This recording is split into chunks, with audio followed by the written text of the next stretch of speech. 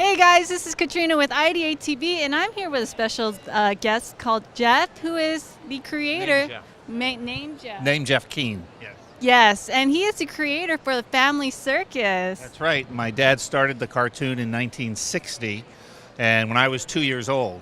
And so I guess I started at 2 years old being a cartoon character, and now I've grown up there. I started in about 1981 or two when I graduated from college.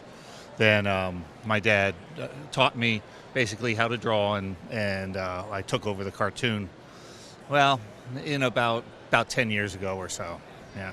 You know, I find that very interesting that you carry on your father's legacy because, you know, a lot of family-owned companies, it's hard for them to kind of pass it on to their children, you know, depending on their character and what they want to do. How did you kind of take this and, like, you know, run with it on your own?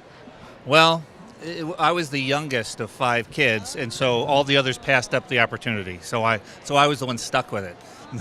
No, it was just one of those things. I always feel like I'm drawing my characters, I'm drawing my family, so that made it easy for me. I don't think I would have just created my own cartoon because I was so close to it.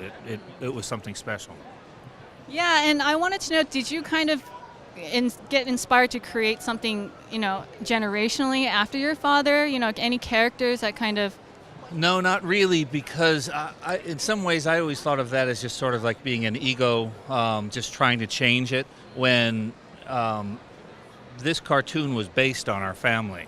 And, you know, we grew up, and my dad would have events in the cartoon that when I graduated from high school or graduated from college or whatever, there'd be a cartoon that I somehow reference it, even, you know, USC 1980 or whatever on a shirt, and it was sort of him saying, giving a hello to me or whatever it was. So as we were creating the cartoon, I never really wanted to change it in that way, because it is. Dolly's my sister and Jeffy was me, and so that makes me feel good when I do it.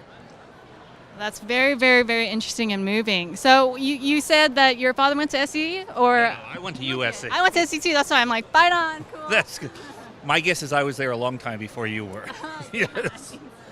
Yeah.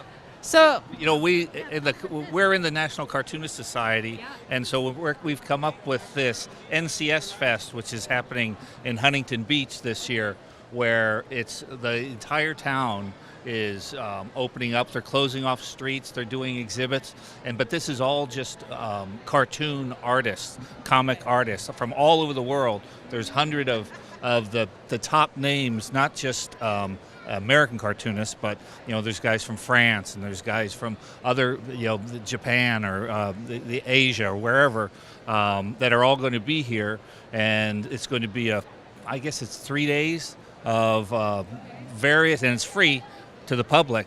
There'll be exhibits and cartoon art, and then some seminars, and this is something that we're hoping will become a regular event for the town of Huntington Beach and in Southern California. would this be, you guys do this every year, so how long have you been attending? This is the first year we're doing NCS Fest. In the National Cartoon Society, we've always had the Reuben Awards, which is basically our Oscars.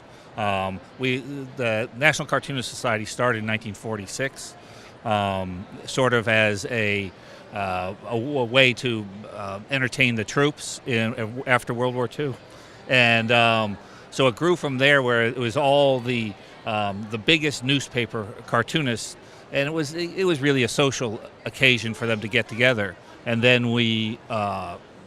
slowly over time, it became more and more to where now we had our Reuben Awards, and we would travel around to different cities each year and give out these awards. But now, with the NCS Fest, that's just part of what we're doing.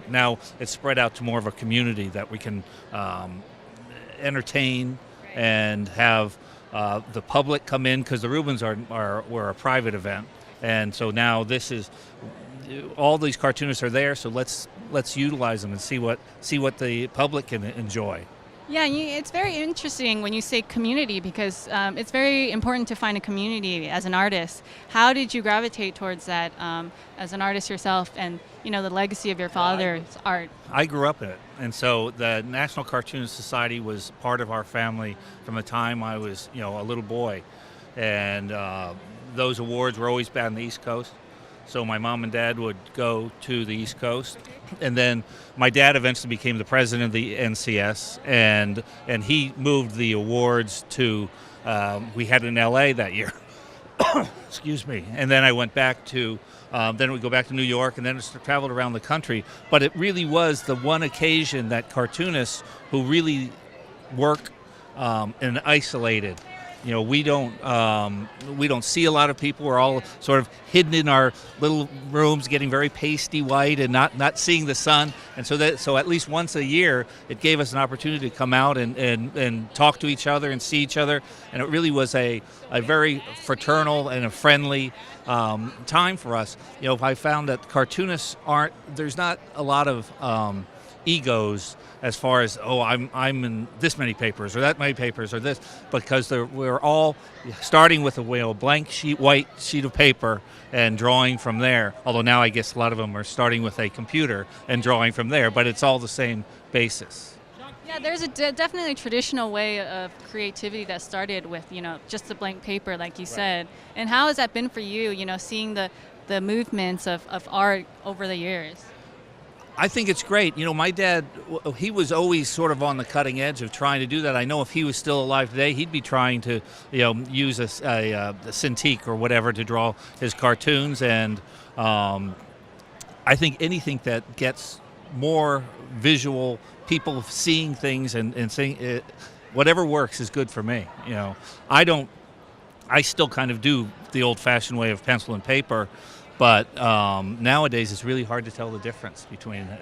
But I like to end up with a piece of paper that has something on it. But yeah, so we're all going to kind of lose that in 20 years. You never know. I think sometimes it's cyclical. People go back to things, old traditional ways, and appreciate art and that. I feel like everything comes around. Like records. Yeah. The LPs. Right? Yeah. Isn't that funny? Yeah.